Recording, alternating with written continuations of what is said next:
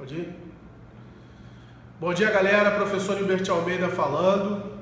Peguei a prova da EFON agora para resolver a prova que ocorreu no domingo. Hoje, terça-feira, 20 de agosto de 2019.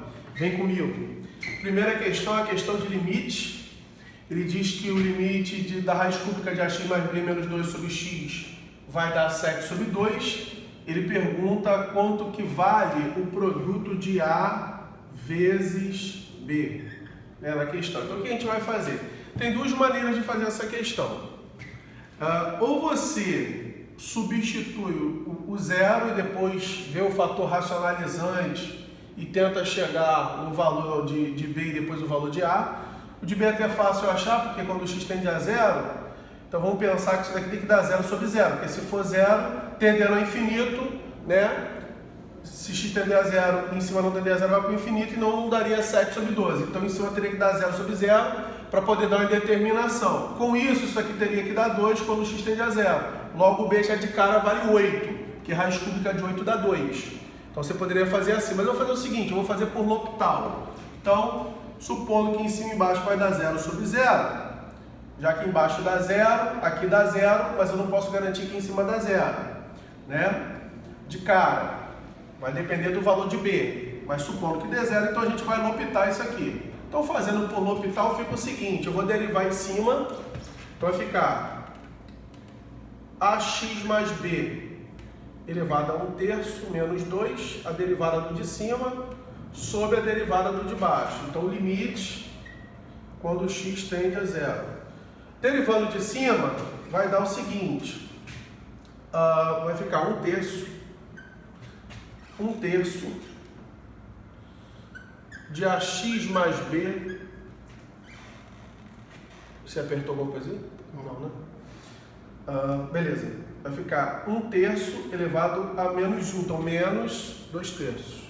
Vezes a derivada do que está aqui dentro. A derivada do que está aqui dentro vai dar a. Derivada da constante é 0. Derivada de x embaixo vai dar 1. E aí eu vou aplicar o limite de x tendendo a 0, disso aqui tem que dar 7 sobre 12. Então, acelerando um pouquinho, vai dar a sobre 3 vezes 1 sobre a raiz cúbica de ax mais b igual a 7 sobre 12. Isso quando o limite de x tendendo a 0. Agora, aplicando o limite, aqui nós temos que a sobre 3, 1 sobre a raiz cúbica de b. A vezes 0 mais b. Isso tem que dar 7 sobre 12. Então vai ficar a sobre 3 vezes 1 sobre raiz cúbica de b igual a 7 sobre 12, né? Então nós temos que a sobre a raiz cúbica de b, acompanha comigo aqui. Simplificando aqui, vai dar 7 sobre 4. Então daqui a gente tira que o a vale 7 e raiz cúbica. Faltou botar o 2 aqui embaixo no denominador, né, que tem que estar ao quadrado. Não esquecer o quadrado, né? Então, a raiz cúbica de b ao quadrado tem que dar 4.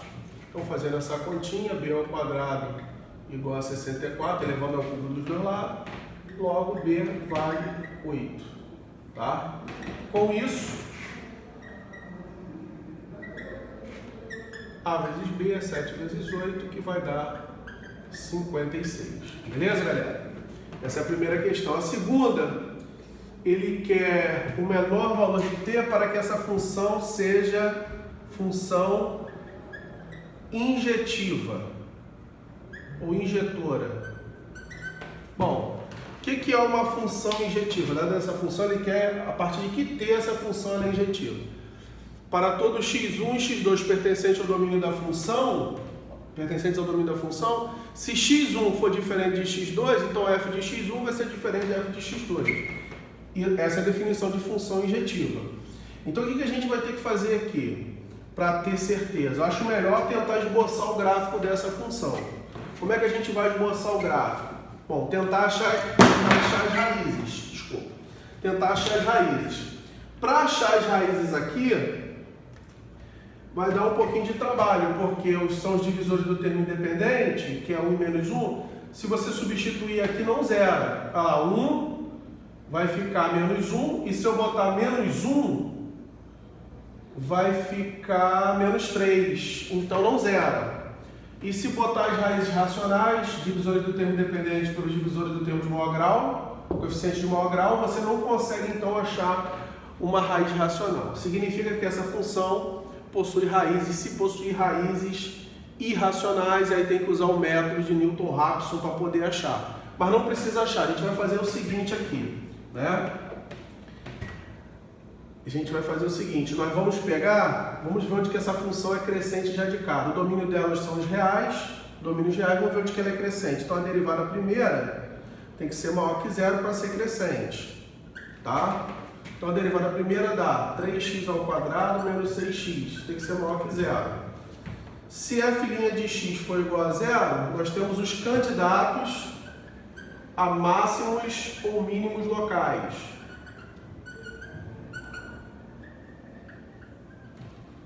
E se o f' de x for menor que zero, ou seja, 3x ao quadrado menos 6x for menor que zero, a função é decrescente. Decrescente, crescente, máximo e mínimo local. Bom, dividindo tudo por 3, no caso vai ficar 0 e 2, né? As raízes aqui vão ficar 0 e 2. Vai ficar x. Se eu fizer a continha aqui, vai ficar x que multiplica x menos 2 igual a 0. Então, x igual a 0, x igual a 2. Então, positivo maior que zero, a função é crescente. Então, ela é crescente aqui, e aqui ela é decrescente. Entre 0 e 2, ela é decrescente. Então, o que está acontecendo? Vamos tentar esboçar o gráfico dessa função. Então, você tem o 0, tem o 2. O que está acontecendo? Em 0, essa função dá 1. Em 2, 8. 2 ao quadrado, menos 12 mais 1. 9 menos 3. Menos 1, menos 2, menos 3. Aqui e aqui. Essa função é contínua, né? Então, olha só. Olhando aqui nos intervalos, no 0 ela é crescente, no 0 ela é crescente e depois ela decresce. Significa, se ela cresce e decresce, isso daqui, ó, nesse ponto 0 aqui, isso aqui é o máximo local. Em 2, ela decresce e cresce. Então, nós temos um mínimo local no 2. A partir do 2 é o mínimo local. Então, a partir do 2 ela vai crescer. Então, 1, 2, 3. Vamos ver quanto que dá o f de 3, só para ver se tem raiz nesse intervalo. Aqui eu já sei que tem uma raiz. Deixa eu fazer o f de 1. O f de 1, f de 0 dá 1. O f de 1 dá 1 menos 1. Tá aqui, menos 1. Então, significa que essa função está passando aqui, está indo lá embaixo. F de 3, 27, dá 1. F de 3 está dando 1. Então, essa função está fazendo assim, ó. Né? Ela corta aqui. Agora, vamos saber se ela vai fazer assim. Bom, vamos lá. Vamos calcular o f de menos 1 aqui também, só para ter uma noção. O f de menos 1 dá menos 1. Menos 3 mais 1 dá menos 3. F de menos 1 dá menos 3. Então, nesse intervalo aqui tem outra raiz. Agora a pergunta é, se vai para menos infinito e se lá vai para mais infinito, que aí a gente mata a questão agora. Bom, quando o limite disso quando vai para menos infinito vai para menos infinito. Então, ela vai fazer assim, mais ou menos. Né? E quando vai para mais infinito, infinito, poderia botar o x ao cubo em evidência, vai dar limite disso aqui, 3 sobre x, mais 1 sobre x ao cubo. Passando o limite tendendo a infinito, vai para mais infinito. O que isso significa? Que para ela ser injetiva, a grosso modo, eu teria que traçar retas verticais e tocar no único ponto. Bom, como é o menor valor, o menor valor de T que satisfaz isso para ela ser injetiva, por exemplo, se eu pegar o T valendo menos 1, não vai ser, porque ó, vai tocar em 3 pontos. Se eu pegar o T igual a 0, vai tocar. Se eu pegar o T igual a 1, vai tocar. Se eu pegar a partir desse mínimo aqui, esse pedaço de função, ó, tá vendo? Qualquer traço que eu faça aqui, vai tocar no único ponto. Logo, o menor valor, analisando o gráfico, é T igual a 2. Observe que tem raiz entre menos 1 e 1, que ela é contínua nesse intervalo, entre 0 e 1, e entre 2 e 3 tem, então ela tem as 3 raízes ali. Para calcular, teria que aplicar o método de Newton-Raphson. Não precisa, dá para você ter noção. Logo, ela vai ser injetiva a partir do T igual a 2. Beleza? Continuando. Questão 18. Quantos minutos? 11 minutos. Continuando. Dada essa função, ele diz que os limites, quando x tende a mais 2 de f de x existe, e o limite de f de x, quando x tende a menos 2, também existe. Ora, para o limite existir, os limites laterais precisam existir e eles precisam ser iguais. Então vamos aplicar aqui os limites laterais. Então, primeiro, limite de x tendendo a mais 2 pela direita. A mais 2 pela direita está aqui. Então você vai aplicar 2 vezes 2, 4. Então vai dar menos 2. 4 menos 6, menos 2. De f de x pela direita dá menos 2. E o limite de x tendendo a mais 2 pela esquerda de f de x, a mais 2 pela esquerda aqui. A esquerda de 2, aqui pela esquerda. Então você vai botar o 2. Dá 2a mais b. 2a mais b. Para existir, eles precisam ser o quê? Iguais. Então, isso implica que 2a mais b tem que ser igual a menos 2. Nessa questão, ele quer um módulo de a mais b, se não me falha a memória. É isso mesmo, né? O módulo de a mais b. Bom, 2i, estamos terminando já. Então, limite de f de x, quando x tende a menos 2 pela direita. Menos 2 pela direita, está aqui. Então bota menos 2, vai ficar menos 2a mais b. Menos 2a mais b. E o limite de f de x quando x tende a menos 2 pela esquerda. Menos 2 pela esquerda, está aqui. Está vindo por aqui. Menos 2 ao quadrado, 4. Com isso, nós temos que menos 2a mais b vai dar 4. O que você vai fazer? Vai resolver o sistema. Até para fazer direto aqui se quiser, ó, somando, vai ficar 2b igual a 2, então b igual a 1.